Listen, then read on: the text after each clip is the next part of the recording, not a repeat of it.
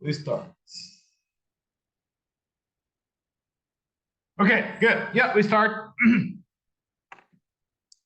Anyway, yeah. So we start. Yeah, we talk about it. What is the management? Okay, management is a process of getting things done effectively and efficiently through and by using people and money. Okay, that's it. Good.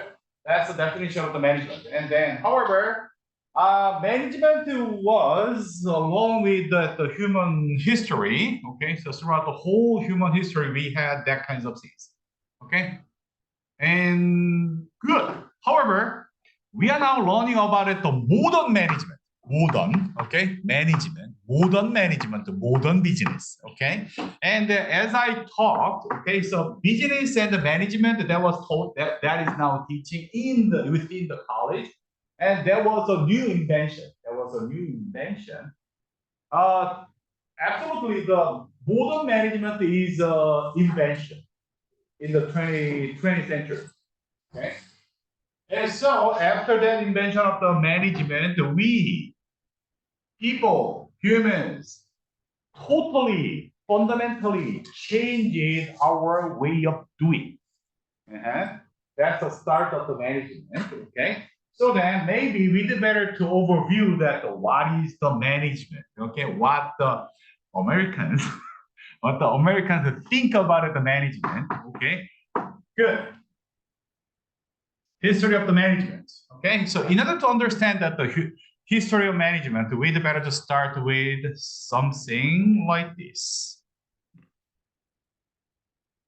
Okay, so then we will see this video.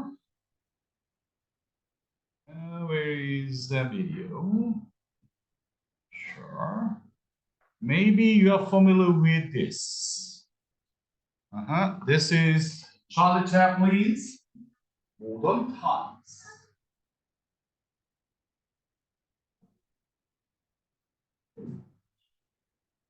Modern. Modern. That is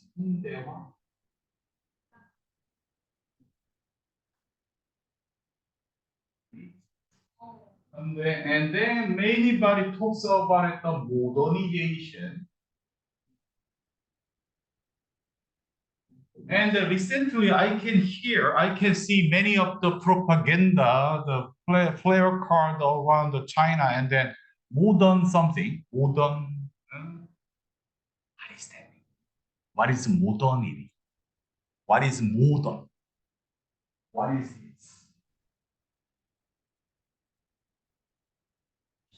Fresh.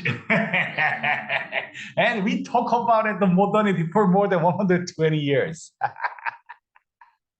Okay, so then management is totally related with this modern times.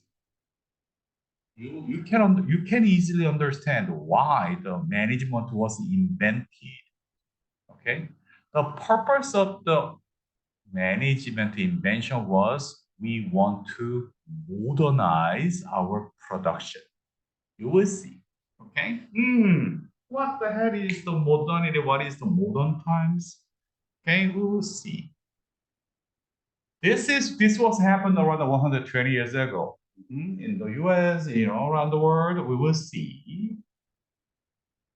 No on red 5. Check the limit tightness. Just coming to lose a red 5 attention forward.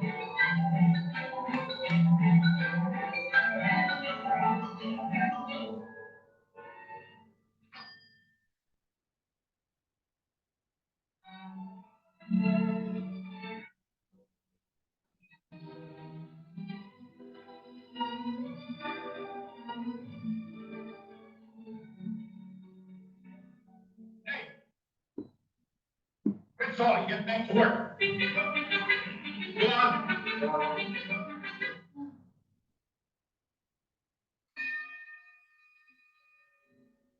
You're fine.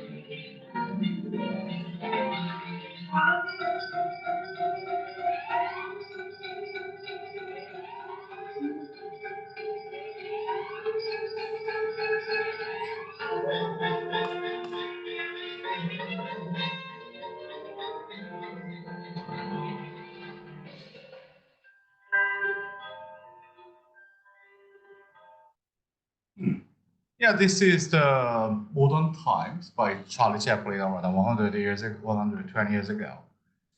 Okay, nice. Okay.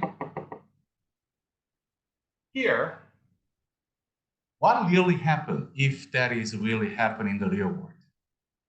If the Charlie Chaplin dive into the machine, what happens?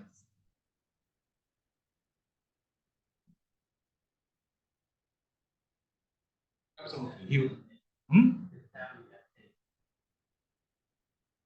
Yes, but however, the people get a payment, but however, he will lose his life. He must die. So they do exactly. If somebody died into the machine, what happened? Die. And personally, I was a production manager. Okay? That was my job. And I lost a number of my employees. I lost personally, I had a broken finger and I had a broken leg something because of machine crashes my bones and then something wasn't happened and my finger was diving to the machine. Yeah, no, that was a production engineer. It's good. Oh, unfortunately, not good. And one of my employees, one of my friends, okay, he not dive into the machine, but however, he wanted to fix some machines, and then however, something was fall, and he died. Yeah, his head was totally squeezed, right? And then somebody got an electric shock and fix something. Anybody had a accident during the past? Died. Yeah, absolutely. That happens. But that was my job. What do you expect from the mechanical engineer's life? And however, this kind of things is not happening at all. No, this is happening almost every day. According to statistics, okay, almost 1,000 people died at the workplace for this kind of accident. Every day. Every day. No exception. And the half of 500 people died in China for this.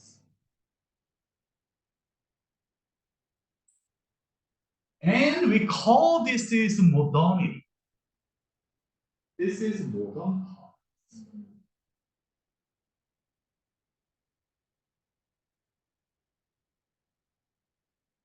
Okay, so then why we call this is depicted like this modernity?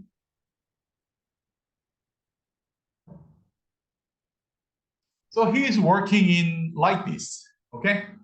So do you know that what is the system of this? Anybody know that the production system? Production line. Okay. So then what is that system? That is related with this. Oh, that is yeah, the assembly line. And many of the assembly line, the contemporary assembly line is started with the system of the conveyor belt. So we call this is a conveyor belt. Okay? And the belt.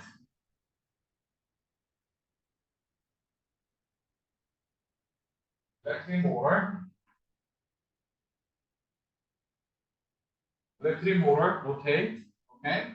And the belt is rotating. Belt is rotating. We call this is conveyor, okay, conveying, okay, delivering, moving, okay? And the conveyor belt system. And then after having this, will work like this, okay? So everybody must come. Yeah, everybody must complete their task. Okay. We call this is assembly line production system. Okay, so absolutely. And then who invented this conveyor belt system? Do you know? Who invented the conveyor belt system?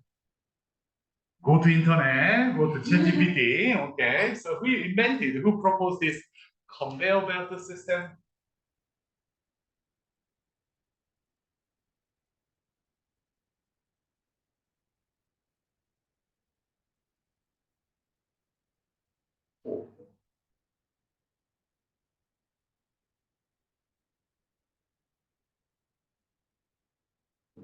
And Henry Ford developed and applied this system in the previous one. Car, especially Ford model. Okay. Model T, and Ford Model T is one of the most impactful and one of the most popular commercialized car in the world. Okay, and how that is possible throughout that innovation. Before having this kind of the conveyor belt system, and the people work like separately. Okay, the people just have the function of something and then they work. However, after having the conveyor belt system, we are dependent. Employees are dependent on the speed of the conveyor belt system. People must complete their work within the time. Okay, good. And what happened after introducing this Henry Ford conveyor belt system? Before we produce one car in a day. However, when the Henry Ford introduced this, and then he could produce 1,000 cars a day. Every individual can produce 1,000 cars in a day. 1,000 productivity. How? That's totally new invention of the new way of work. New way of work. Okay. Good. Good. Good. Then who make a lot of money? Who make a lot of money? Ford. And how about the employees? They make money? No, they die.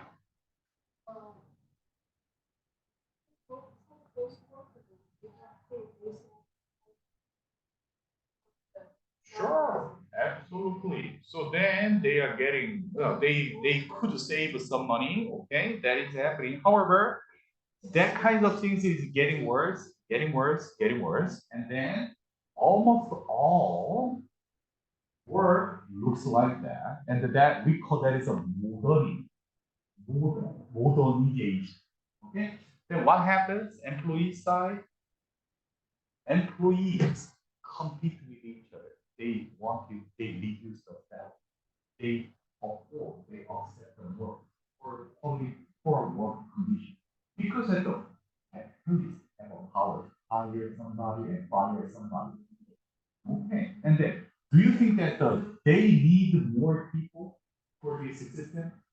They wanted to replace the people with machines. That's modernity. So then we call that is a marginalization. Okay, so people are getting more isolated from the production. Okay, and people are getting more oppressed. People are more dependent on the decisions of the some authority, and the people are getting more losing their money. People working conditions are getting poor and poor and poor. Oh, okay. And even worse, you will see, because of this, okay, thanks to this, probably, thanks to this, that initiated the invention of something. That's a start of the order management. The start of the order management. Thanks to this kind of the heliport, the Fordism, and then a few number of the scholars organized the new way of thinking, new way of doing, new way of making business, new way of making more money. And then Helifio, and then another, and then here are more phenomenal guy. Okay. And then Frederick Winslow Taylor, he was a statistician, he was an engineer, industrial engineer, and he was a mathematician, and moreover, he was a business consultant. Okay, good, good, good. And even though the Haliford developed this kind of things, and then we want you to make more money. Okay, and then Frederick Winslow Taylor came to the factory, came to the business, and he observed what happened and how he could make it better. Okay, how we can produce more, how we can improve the productivity more, how we can make something better to make more money. Okay, then he got a good idea. He bring a very nice idea. He bring a very simple idea, and then he organized those kind of ideas, and he proposed a book. He wrote a book. The book name is here. Frederick Winslow Taylor, The Principles of the Scientific Management. Scientific management. That was totally inspired by Henry Ford, conveyor system, and he organized and he summarized that kind of things as scientific management.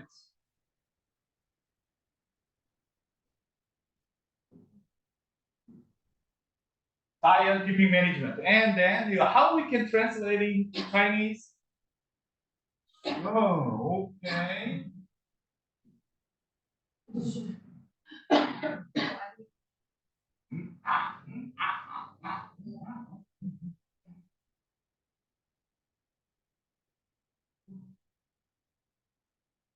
What is science? Why? Frederick Winslow Taylor defined his management as a scientific management.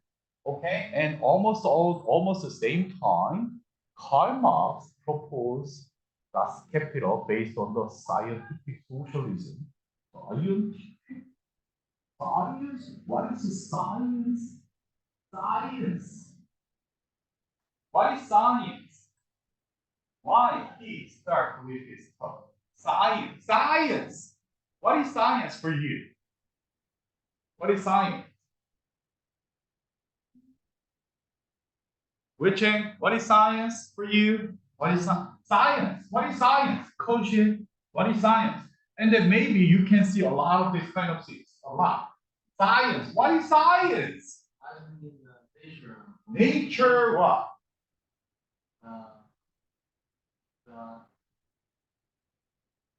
Nature? Science is nature? Nature is nature. Nature must be 자연.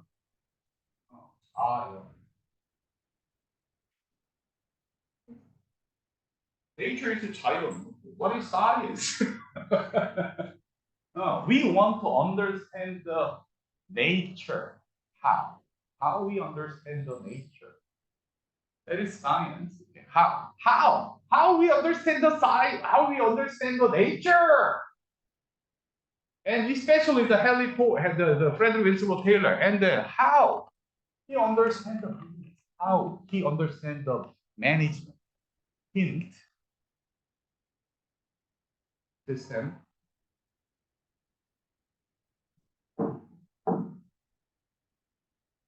Science. What is science in general? What is science? Did you like the science? Human nature? Human nature? Social science? Human what? That's a humanity. That's a human. Yeah, that is human. Human humanity is one thing, but the science, what is science? Do you like science? Physics, chemistry, mathematics? Do you like mathematics? No. Do you like physics? What? Oh, analytics. In order to analyze something, what should you do? Technology, that's engineering. Knowledge, okay, in order to create the knowledge of truth. What? Truth, yeah. How the science is looking for the truth. Yeah, that is true. But how? Observe the truth. We must convert everything to what? We convert everything into That is the reason why we hate the science. You have conclusion. Okay. Logical approach. In order to describe, in order to express that the logical thinking and what kinds of tools we use. What kinds of tools we use? In general. Physics. Theory. Theory, in order to describe a theory. Yeah. What kinds of tools we use? How we can develop a theory. Formula. So formulas. In order to express the formula, what kinds of tools we use? Simple. Specimen? Experiment. No. Throughout the experiment, we create this. We use this, and we analyze this, and we use this to express the formula. We use this what? Figures are more than figures.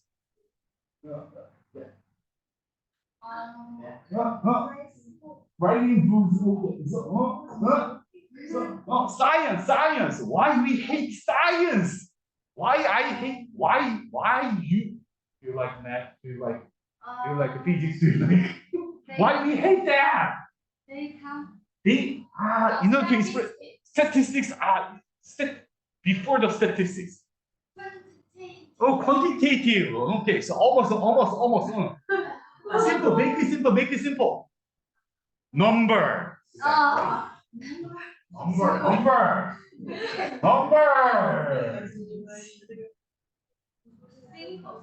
Yeah, number. Okay. So in order to convert something into the number, we call that is a quantification process, and that number is a part of the quantitative data. Okay. So number, and in order to deal with that, the numbers, we use mathematics. By using this kind of the numbers, we develop and we display many physics, chemistry, blah blah blah. Okay, but however, in order to play with something, in order to understand the nature, we must have number.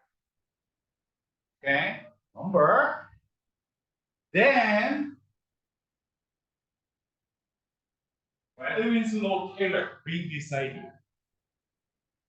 What if we can convert all our business activities, all our work, all our business endeavors, all our management effort into number? Then, possible? Is it possible to convert all our management effort into number and manage that number? Possible. He brings a simple idea. Possible. Okay. For example, here he brings a very simple idea. We production. Okay. You know to produce that. Okay. So everybody work. Everybody work, okay? Then we can quantify that kinds of effort by using simple tool. Stopwatch. Keep doing a stopwatch. And we work. And then we produce something. Okay, count. 4 seconds. 1, 3 seconds. 1, 2, 3, 4, 5 seconds. Okay. 1, 2, 3, 4, 5, 6, 7, 8, 9, 10. Okay. 1, 2, 3. Okay. So like this. It can happen. Okay. 5 seconds, 3 seconds, 4 seconds, and the 5 seconds, 10 seconds, 3 seconds. Okay. So then, what is the production speed of this? Okay, that's the problem. What is the production speed? What is the necessary production speed of this to produce some product? What is the production speed? Who defined that? How defined that? How many seconds do we need to produce one single product from this production line?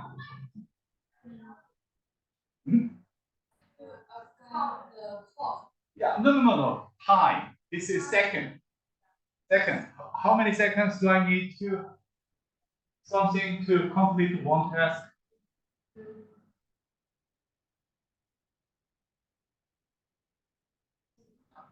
Oh. Who defined the production speed? 5 seconds, 12 seconds, 5. No. No. Think of that. What is the production speed when we have this? When we have this. 5 seconds, it takes 5 seconds. Oh, conveyor system is rotating, okay? Conveyor system is rotating, okay? And however, everybody must complete their task. Okay? In order to complete their task, it takes this time.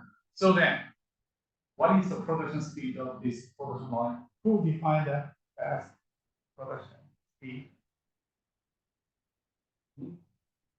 Of that. You complete this. Go. Yeah.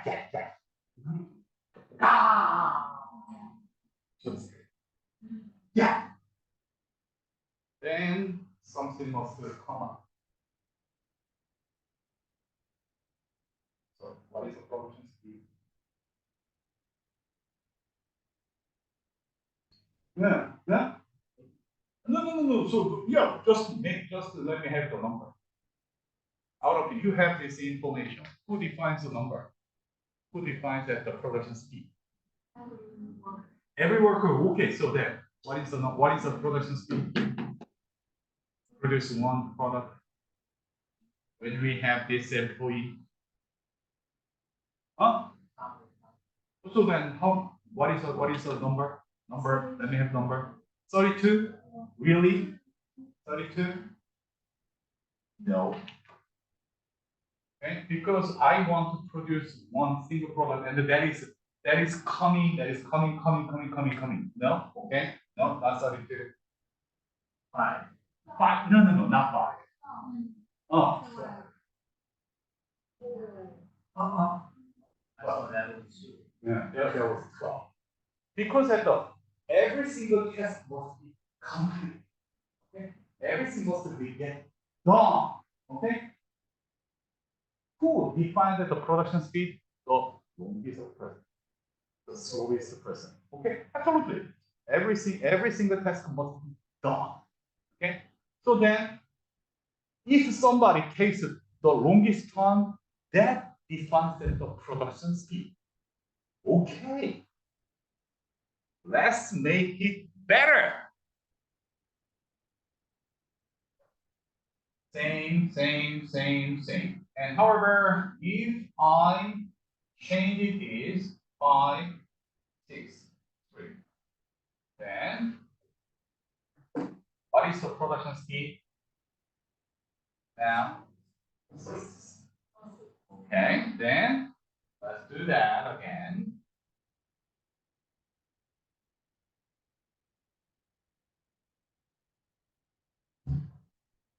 And what is the production speed now? 5. Boom. Okay. So like this, we can improve the productivity around the 100, more than 110%, like this, throughout managing this time. We manage the number because we convert every endeavor into number, we convert that number. Okay, so then we continually improve our product throughout that kinds of the process. Convert everything into number and control that number. That is a scientific thing. Make sense? Makes sense. Okay, that is the start of our modern management. Modern management.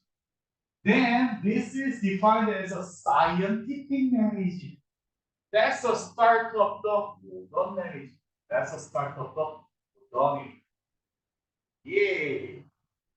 LFIO, okay, friend Winslow Taylor, and then maybe you are familiar with the Gantt chart, the Gantt, and the full lab, and Gilbert, and then these early guys, mathematicians, all industrial engineers, and the many statisticians, they applied, they developed many statistical and the mathematical and the scientific management. That's the start of the modern management. And that is occurred in the US. That is happened in the US. Jeffrey. Okay? We will talk a little bit more about that there. However, is it good? Absolutely. The productivity is increased and the productivity is going up and okay, and the capitalist gets a lot of money. Well, what happened on people? Charlie Chaplin and the many labor workers, they are getting more. So then we experience a problem.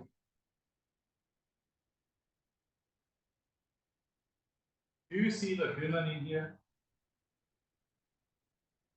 Do you see the human in here? No. This is just a number. Okay? But however, though, what is really happens in order to reduce that the 12 to 5 and 6?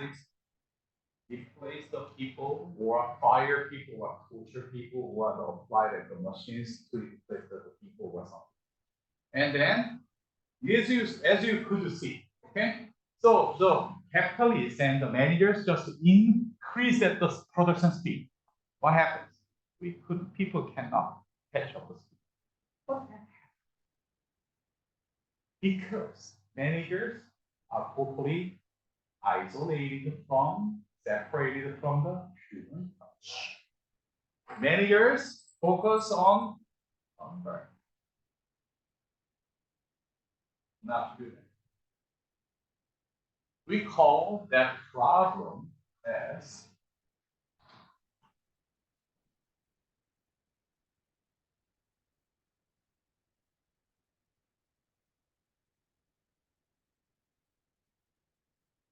dehumanization problem. Managers treat the people like numbers. Managers, people, capitalists treat the people like machines, not humans. Do I need to care about your personal something? No, if you produce number, results. Okay, then people get worse. People working conditions get worse, and the people get died, and the people get marginalized. And then what happened in early 20th century? And when we have the first socialist revolution, why?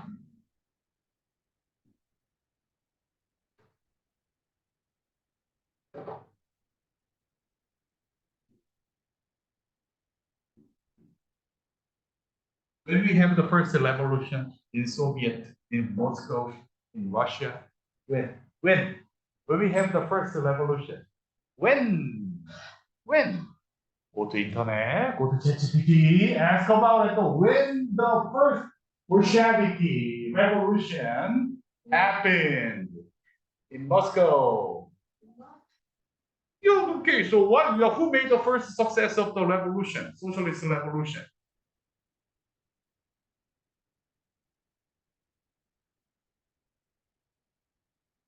Yes, 1905, 19.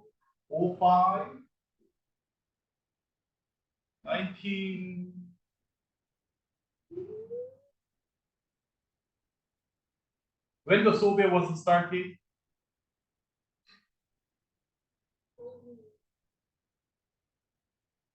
Russia, the Soviet, USSR, 1922. Okay, around this time, 1905, 1922, okay, we had a lot of the socialist revolution. We had a lot of the labor union strike. We have a lot of commerce. We have a lot of the social chaos. We have many people made a lot of socialist revolution. Why? Because capitalists, nationalized, and business treat the people like that is caused by scientific management machines. We have this paradigm. That's the start of the modern management. When we apply the machines or conveyor belt system like this, okay, people get more like number. Dehumanization. We don't care about the people's suffering, and we just treat the people like machines, numbers, and then people get unhappy, and the working conditions are getting poor and poor, and then many body died for the accident, and many body do not have enough number of the jobs. Unhappy. And somebody comes and then somebody treat you like numbers. What should you do? Wow. I don't need you. Yeah. If you don't work, yeah. You fired. You're not working well. Yeah. Not unnecessary. Yeah. What should we do? What should we do? What we did, what our ancestors did, what our grandfather, grandmothers, when they were treated as numbers, when they were treated as revolution. What is the meaning of the revolution? Change, to change. What should we do? Yeah. Exactly.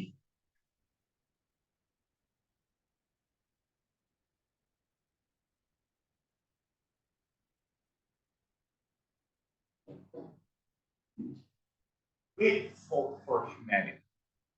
Better working condition and the better something and the better human treatment and the better something.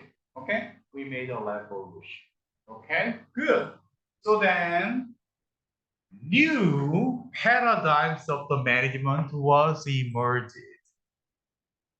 Because when we applied the 100% site management, and everybody was get unhappy except only a few number of the managers and the capitalists.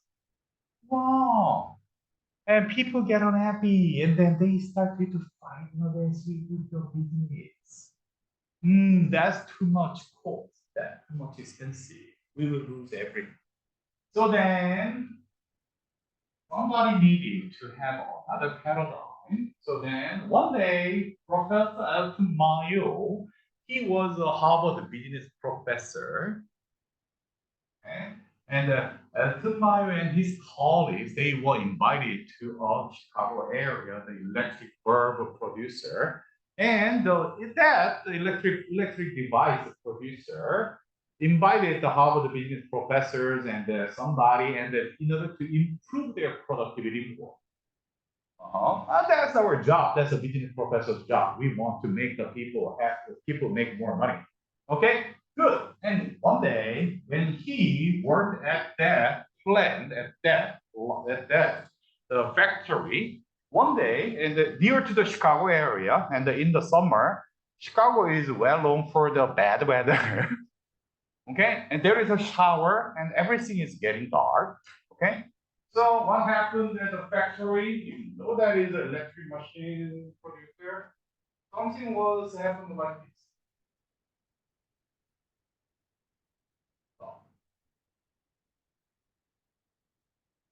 And the factory manager did not turn on the light because electricity is expensive. Sure. And then the workers, employees needed to work in the dark. However, at that time, Elton Mayo, the Harvard business professor, and his colleagues, they worked in the factory and they could not read the document. Hey, factory manager, we cannot read the document. We cannot read the numbers. Can you please turn on the light? Hey, manager said, it's expensive. We do not turn on the light in this condition. Hey, shut up. Just turn on the light. I'm your CEO's friend. And the CEO said, yeah, please turn on the light. Then, Elton Mayo and his colleagues, they could work. A few days later, they were surprised when they investigated productivity. Okay, one day there is a fluctuation, something.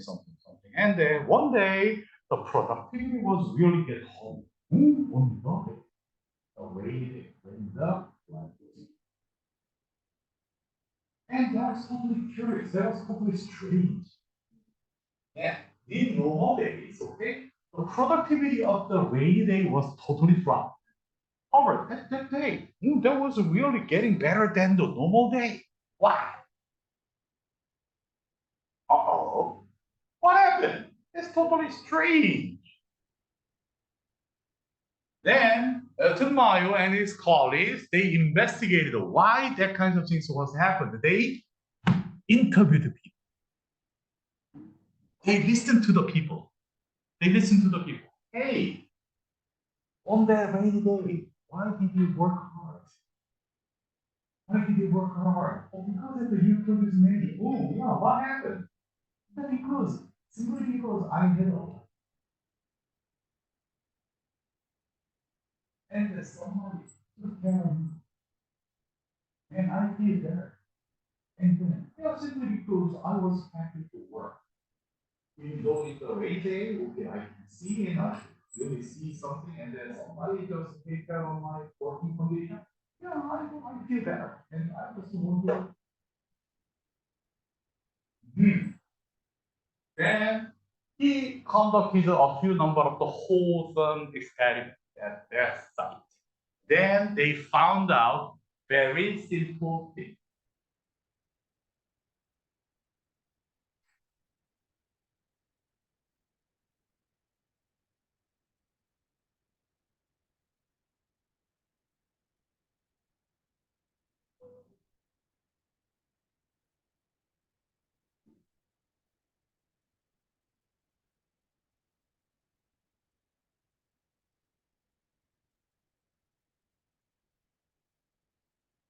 When we treat the people like a human being, when we treat the people like our friend, our family, we can make more money.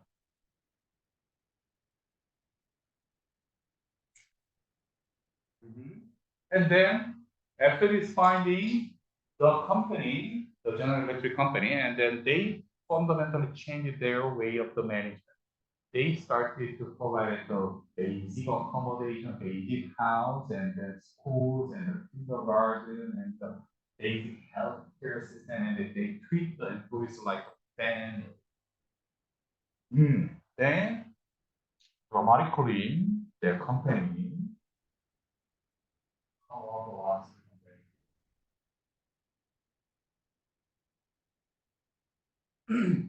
then many companies follow the way.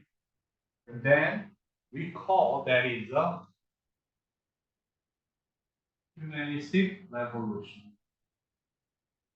Humanistic revolution or humanistic management. Scientific management is one thing.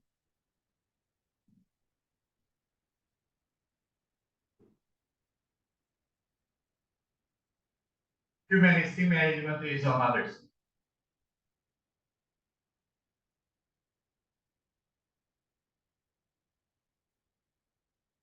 We have two different contracting paradigms. Which one is right? Which one is wrong? No, there is no wrong and right. It's a choice. And then possibly you can understand this. Scientific management was a heritage and descended to the accounting, finance, operations management, the MIS system, business analytics, quantitative analysis, and the quantitative statistics, something like the quality management. On the other hand, humanistic management was heritage and that was descended to the human resource management, organizational behavior, leadership, and the human relations, and the public relations, social responsibility, something like that. Okay? You know, we okay, however, it's better to think of this as a two different fundamental paradigm differences. Then, why we have this kind of two different paradigms? Because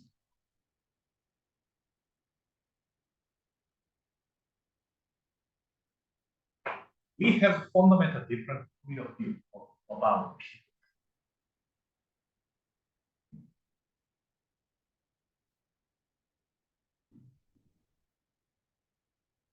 Theory X and the theory Y. Have you ever heard of the theory X and the theory Y? Theory X and the theory Y. Okay, so then, yeah, theory X. Okay, violet. Violet. So that you believe that the human nature, by nature, human is good, human is wrong, or human is really lazy and the human is bad by nature. What do you believe? So human is really bad and we are lazy and we don't want to work and the human is totally bad assholes and we are totally evil. Okay, good. In that case, how we can explain the mom's sacrifice? How we can explain the national heroes sacrifice their life to save more people? How we can explain that the more philanthropists activities? Why we have a lot of good customers as well, donors? Because of money? No reward. Donors, philanthropists, your mom, and the many moms sacrifice their life for their kids. How we can explain that if the human nature is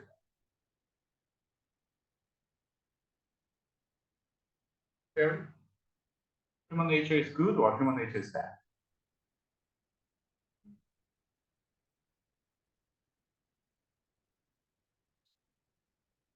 Yeah. Okay, so choose one. No, just choose one. I'll choose one. Yeah, everything okay. Okay, so now at least in the business, okay, in business world we have this word. What is the worst decision in business? In management, what is the worst decision in the world? In business world, at least, what is the worst decision? The bad decision? No.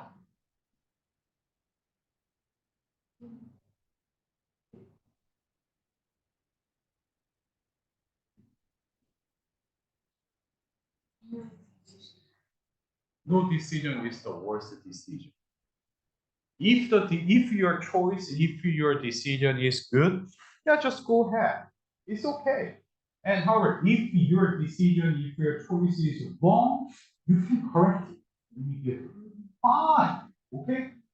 But if you do not make a choice, if you do not make a decision. So yeah, at least in business world, okay, we can quickly change, we can quickly learn and go. However, if you do not make any choice, somebody will make better. That means, okay, somebody will eat your palm. Okay? Please eat your palm by yourself. Provide the pie right now, please. Don't make the others make a choice. Make your own choice. Okay? Don't worry. So then, human nature is good or human nature is bad? There is no right and wrong. Choose one. Choose one. That's it. Okay. So then, okay, yeah, that's okay. And however, if the human by nature the human is good, okay, so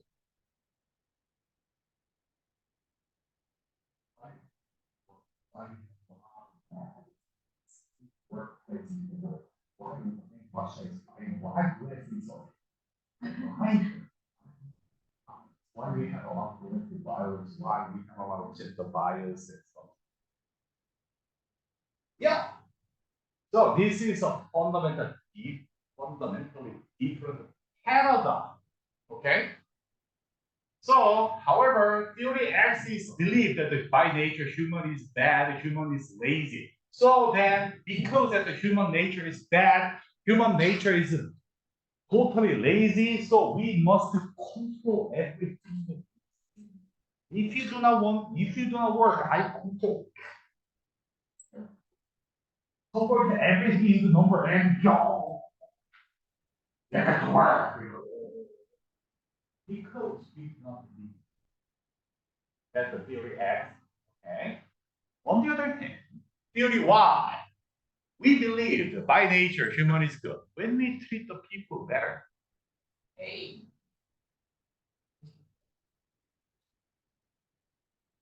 you cannot achieve this.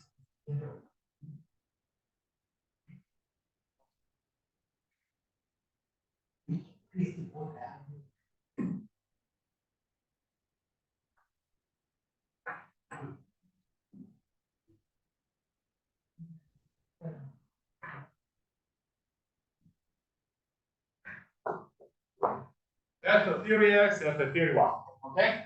However, this is modern understanding about it, psychology in the Western world. But what is the original piece? Uh-huh.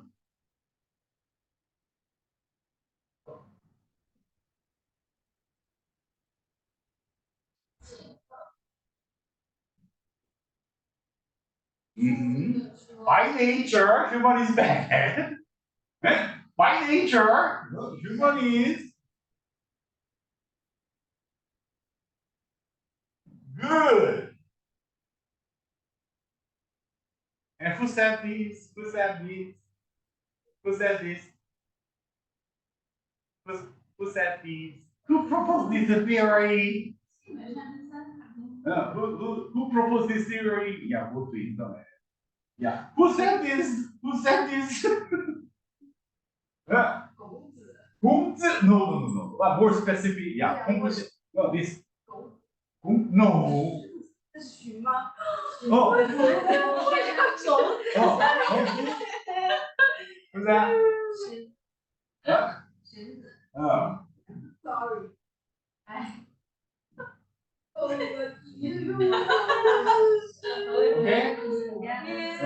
And who said this? Mom.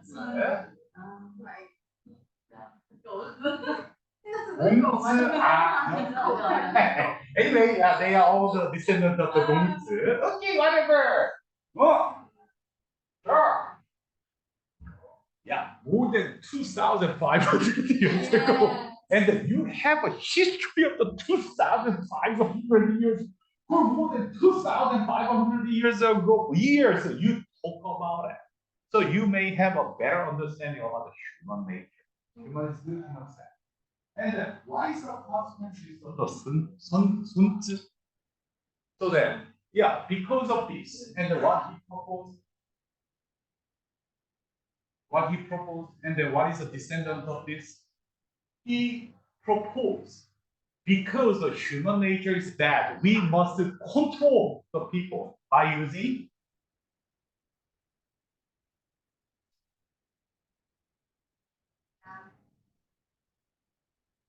okay, good.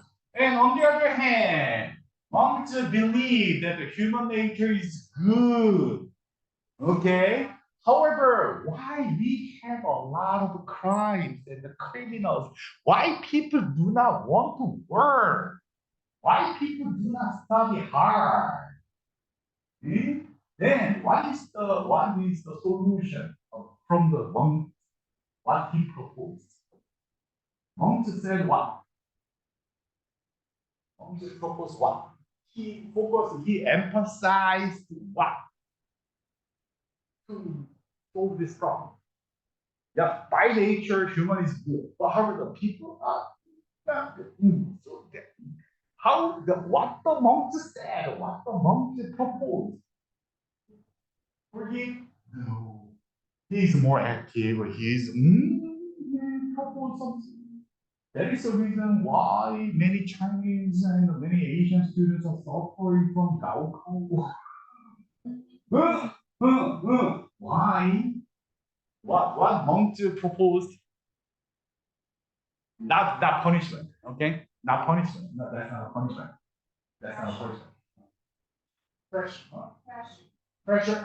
No, not exactly pressure. Yeah. Why we have a lot of histories of the Gaokao and a lot of exams.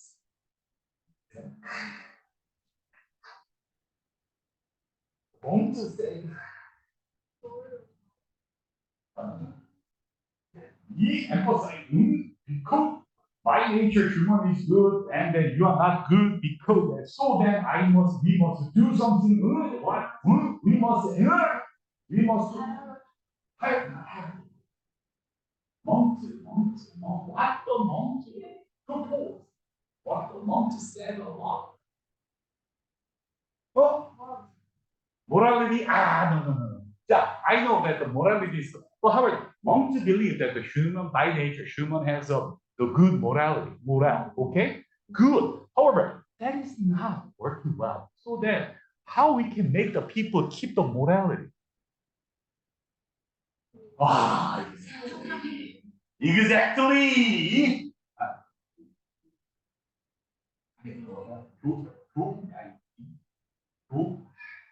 Give a second. How can I? 네?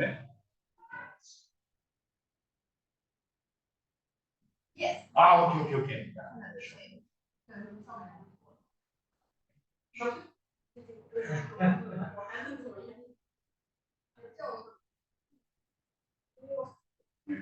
Yeah.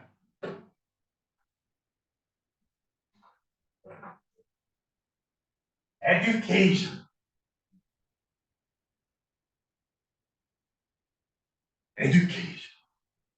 Okay? Because monks and the human theory why we believe that the human nature is good, but why people don't do that kind of thing? Because they don't know. And we have assumption. If they know, if they get to know that, they will follow their nature. That is the reason why we need train, educate, persuade. Okay? In order to educate, do we need to control? Do we need to punish? Do we need to torture? No. Educate. Okay. So this is the two fundamental different paradigms in and still that's going on. Okay. However, this is a choice. Many of the companies and the businesses, we use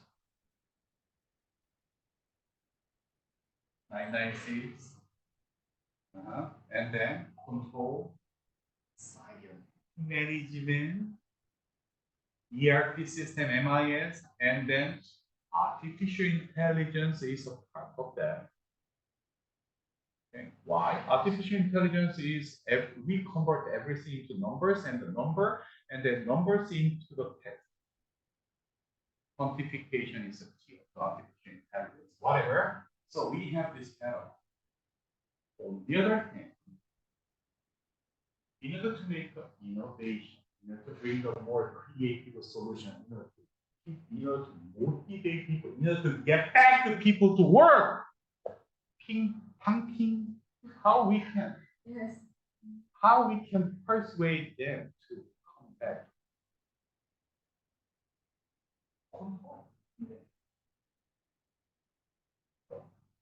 Okay, good. And that's the situation of growth. Sometimes we need to be unstable.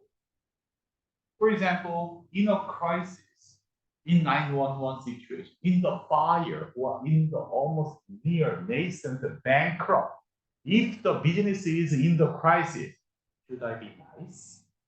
No. And then if there is somebody, if there is some crisis, urgent situation, can I be nice? And however, in normal days, and then, after the pandemic, okay, during the pandemic situation, everything was emergent, everything was urgent, and we can do like this. But after the pandemic, if the manager do not change their style, and if the manager just treat the people like numbers, and if the managers just authoritatively talk, then what happens? Some people are kidding.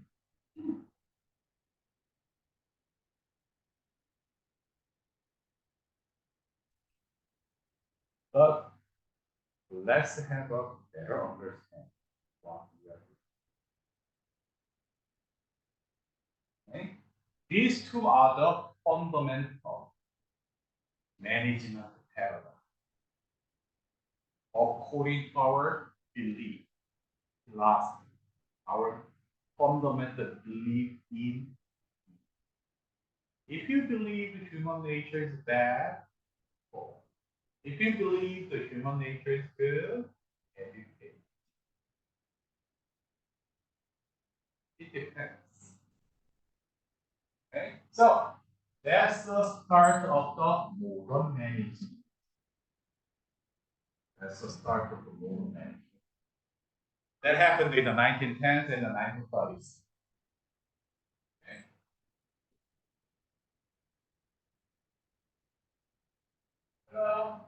Excuse me, hey.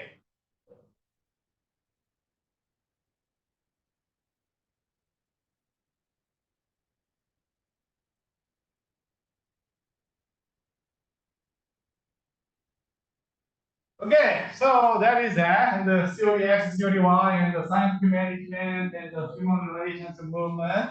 And however, I better there are a few more the management paradigms like this.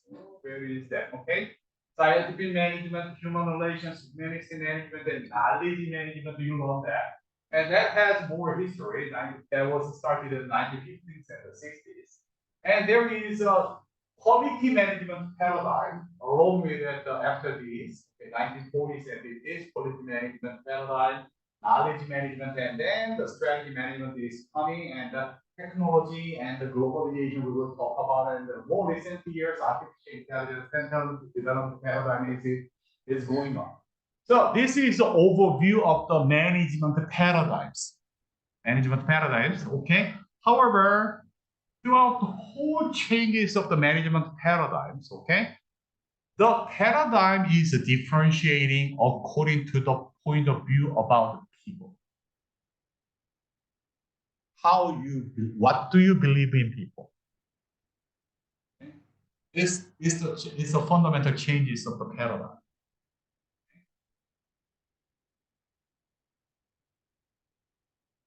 And then, okay, so I better to tap the strategy management and something more a little bit. And the strategy management was started by the Michael Porter. Maybe you know that the Michael Porter, Harvard business professor. Five forces. Oh, Michael Porter's five forces. Oh, okay, five forces. Ah, that is really fun.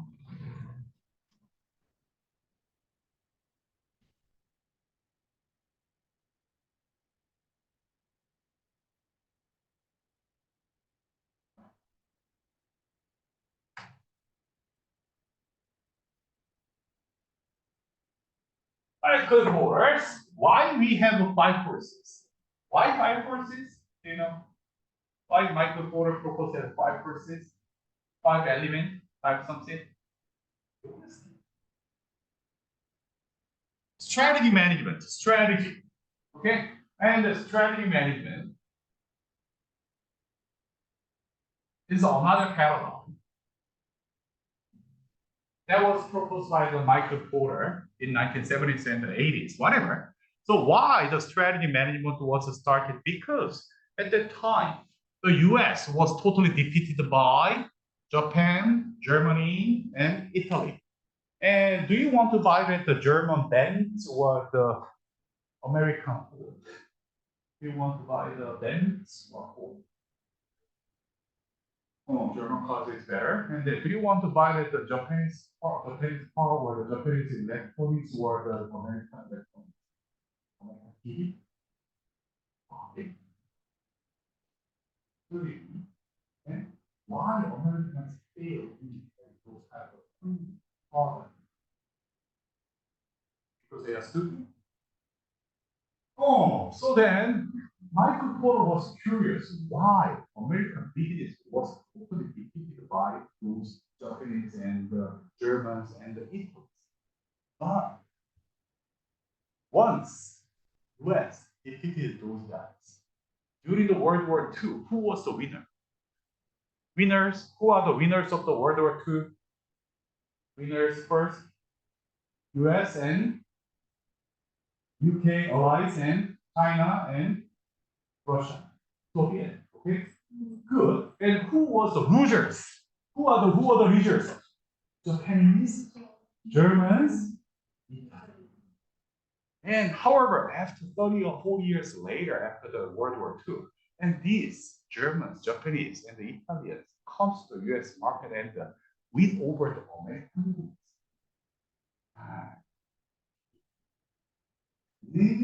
So Michael Porter, Harvard business professor, he was unhappy and he wanted to know how in the Second World War, US and the Allies win over those badasses. How? And then he asked that question to the military leaders, soldiers, generals. Hey, general, hey soldiers, hey, this is the business. How did we win over the Germans and Japanese and Italians during the World War II? Then those generals and those guys, those military leaders, hey, you stupid business, shut up, just read this. And they share the book. They share the small book. Small book. The book name was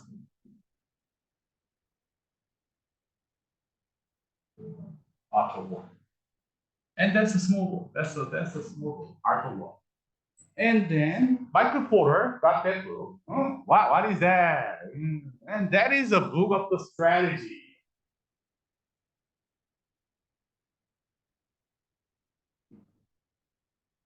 What is the purpose of the strategy? Win over the game, win over the war. Okay, then why those generals and the military leaders share that book? Because that book gives a very big insight to win. Okay, and what is that book? Art of War. What is the original book name? From Big Bob. Yep. Opposite, yeah. It's actually no, you were right about the Yes. Okay, thank you. Yeah. 혼자. It's 병, same. 병들, Yeah. Yes. 병법. 혼자 병법. 돈주민법. Okay, that's the book of the art of war. Okay, so then you must know the book. You must know the book. Everybody know the book. Everybody know that book. What happened to little heck of that book? And what is the key essential insight of that book? What is the purpose of the book? Follow Know enemy. your enemy. Know yourself. Know yourself. GP, P, G, 이면, then 백전불태, Yeah. 백전기, 불해.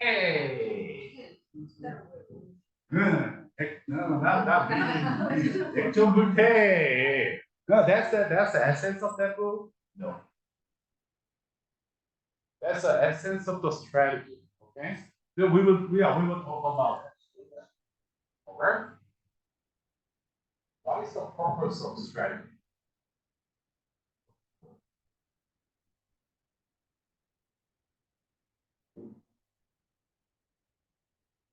What is the purpose of strategy? The purpose of the strategy is win. Okay. All right. That book gives us a totally different level of the purpose. What is the purpose of the art of war strategy? The purpose. If we understand the purpose of that book, maybe we can understand it better. What is the purpose of that book?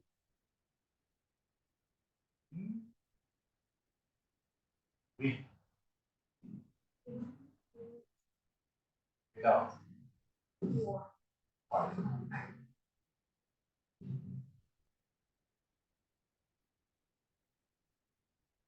That book is totally great because that gives us insight of the how to win without fighting. Why we have to avoid the fighting. Losing money, okay. But however, if we lose people, can we get them back? For example, Russia and Ukraine, they are losing a lot of money. Okay, they can recover that kind of money. But however, if they lose their people, they can recover that. Once we lose our people, that's okay. And those young guy soldiers, they may have a great. Once we lose our people, that is one of the reasons why Sun Tzu proposed that the war, the purpose of the strategy is not just for win. We must win without fighting. How? Then the book proposes us how to win without fighting. How we can win without fighting?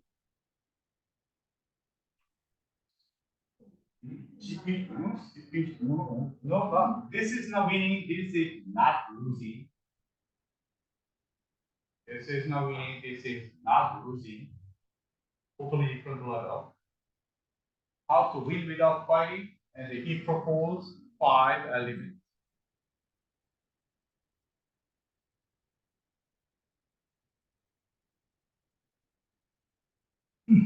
Owen, can you help me to read this? Mm-hmm.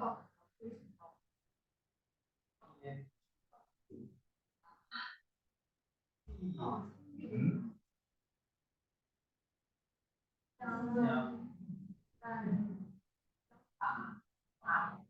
This one.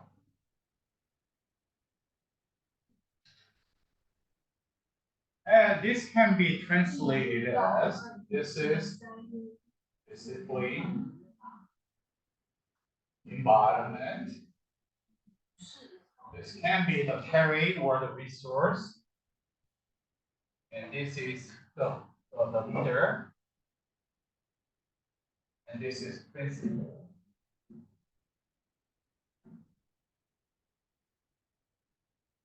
And then, yeah, this is totally deep. And then, yeah, the Michael Porter make it simple, and then he proposed that he conceptualized that five element just one word.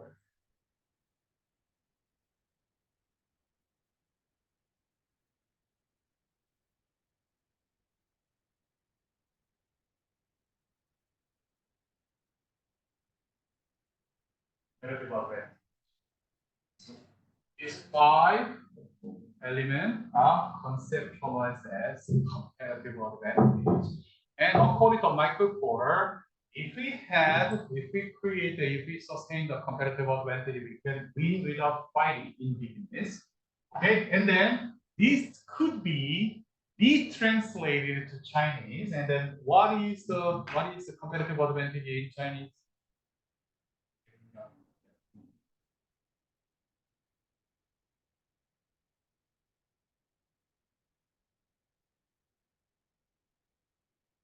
We usually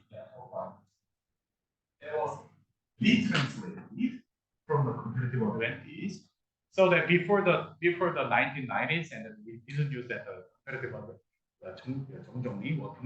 okay, whatever. So yeah, this is that. And a stupid business professor learned from the military leaders who wants to win over the Japanese, Germans, Italians who invaded to the American market in 1970s and 80s. And then Michael Porter conceptualized the simple concept of the competitive advantage, and he defined it as a strategy management. Competitive strategy, and that is competitive advantage. So, strategy management is nothing but creating the competitive advantage and sustain that. That's it.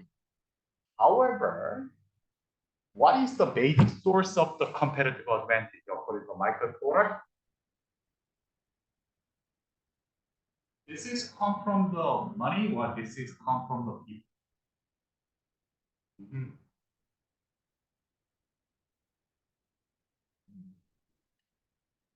Oh, anybody misunderstand? The competitive advantage is related with money, but actually, Michael Porter continually proposed that the root cause of the competitive advantage is come from because